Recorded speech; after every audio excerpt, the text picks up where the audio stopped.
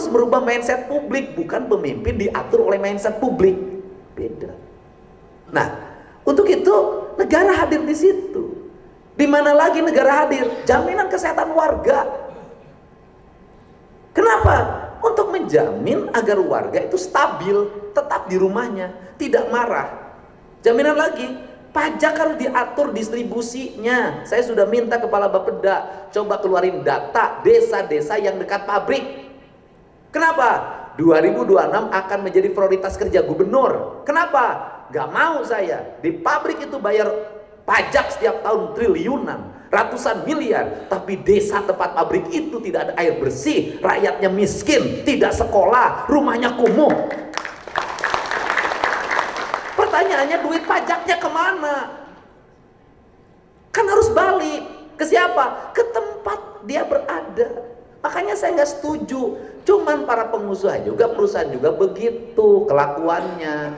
Giliran susah ke gubernur, giliran ada yang demo saya yang harus ngadepin. Pencemaran lingkungan kita harus jagain, infrastruktur saya harus bangunin. Giliran pajak, bayar pajaknya di tempat lain. Kan nggak bener juga, Pak. Bapak punya perusahaan besar di Jawa Barat. Buang limbahnya di sini, pencemaran udaranya di sini, pencemaran airnya di sini, ngambil air bawah tanahnya di sini, tiap hari lewatin infrastruktur di sini. Tapi kantor pusatnya di tempat lain, bayar pajaknya di kantor pusat, bagi hasil pajaknya di kantor pusat. Enak yang punya kantor pusat, tidak kebagian apa-apa, tidur aja duitnya triliunan. Kami ini babak belur. Terus kami harus ngebangun dari mana? Saya harus ngebangun dari mana, saya tanya. Kan kami harus bangun infrastruktur jalannya, kami harus basah jaringan listriknya, kami harus jagain warga untuk jagain industri agar tenang. Kami mau dapat duit dari mana? Kalau yang menikmati duit dari perusahaan itu adalah di tempat lain. Terus makna bahwa industrialisasi ditambah lagi yang kerjanya bukan orang situ juga, dari tempat lain juga. Terus adanya industri buat apa? Tidak melahirkan pertumbuhan, merusak infrastruktur, membuat pencemaran. Ya lebih baik udahlah jadi pertanian aja, tinggal di gunung hidup tenang, daripada jadi kawasan industri. Lurah-lurah juga kayaknya sebentar waktu pembebasan tanah. Nah, ini kan harus dibenerin juga. Artinya para pengusaha harus mengkonsolidasi juga. Oke, rakyat aku jagain, aku belain perusahaan. Oke, industri infrastruktur saya bangun.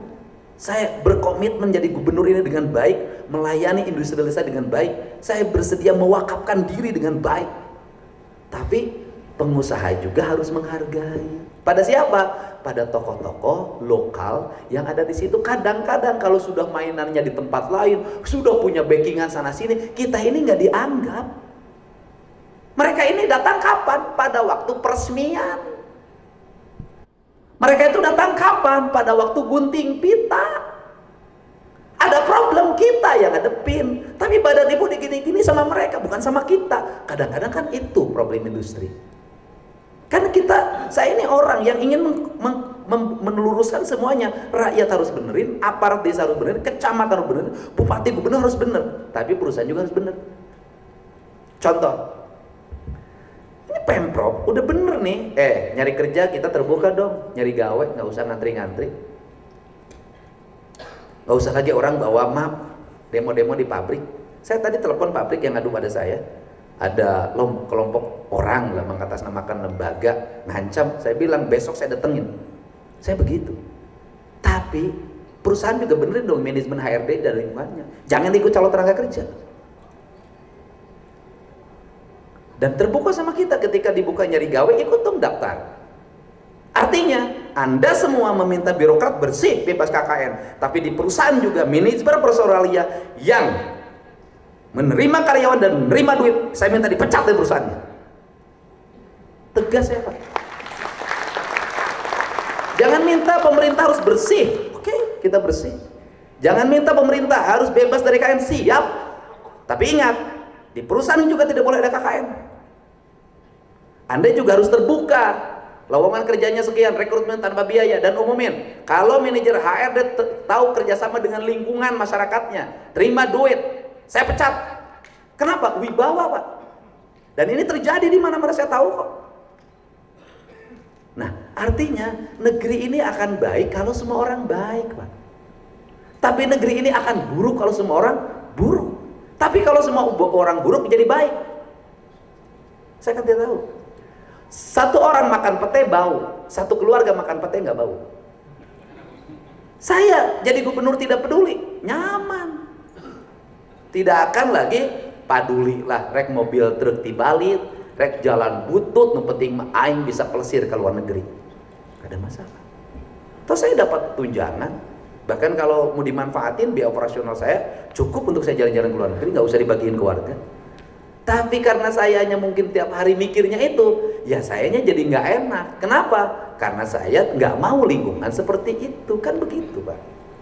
Nah, untuk itu ya saya mau tegas pada siapapun. Saya banyak juga manajer HRD yang suka ngutipin duit, personalia yang kerjasama sama lingkungan, 5 juta, 10 juta, tahu saya.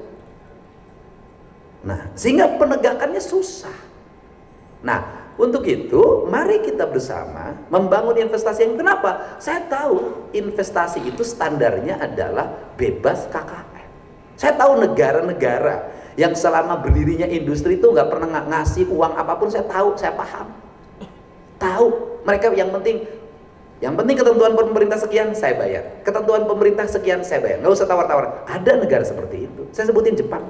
Saya berharap mudah-mudahan spirit ini menjadi spirit Jawa Barat, dan saya berharap Jawa Barat tetap menjadi provinsi yang terbaik layanan investasinya dan diminati investasi yang paling tinggi di Indonesia, dan itu terjadi. Saya ini hidup ngalamin jadi tukang nyangkul, ngalamin jadi tukang ngangon domba, ngalamin tukang kayu bakar, ngalamin jadi tukang nyari jamur di hutan, ngalamin jadi pedagang rokok, ngalamin jadi pedagang es, ngalamin jadi tukang ojek, ngalamin jadi aktivis serikat pekerja seluruh Indonesia tidur di kantor, ngalamin jadi karyawan kontrak perusahaan. Saya ngalamin semua. Pemimpin itu pinternya dari mana? Bukan dari baca buku sebanyak, bukan. Pemimpin itu seluruhnya itu berasal dari pengalaman hidup. Bapak jadi manajer perusahaan yang handal bukan karena sekolah, tapi karena pengalaman di perusahaan. Ngerti dari awal, ini dari ini ngerti bahasa Sunda yang cocopet karena pengalaman. Untuk itu kata orang Sunda, pemimpin teh harus legok tapak genteng kadek. Apa artinya? Dia memiliki pengalaman yang cukup dalam kepemimpinannya. Makanya itu perlunya tahapan hidup. Untuk itu saya ucap terima kasih Wilujeng Wengi, moga sehat. Mudah-mudahan Asosiasi Pengusaha Indonesia itu menjadi garda terdepan dalam melakukan orkestrasi terhadap investasi di Jawa Barat, memanage urusan perburuhan di Jawa Barat, dan kita semua harus menyadari bahwa investasi hanya akan berjalan dengan 3 komponen. 1, negara yang mengatur regulasi dengan murah dan cepat. 2, pengusaha yang memiliki modal yang murah. Yang ketiga adalah para pekerja yang memiliki SDM yang tangguh. Dengan kekuatan itu kita akan bisa mewujudkan hubungan industrial yang berpancasila, sejahtera dan istimewa.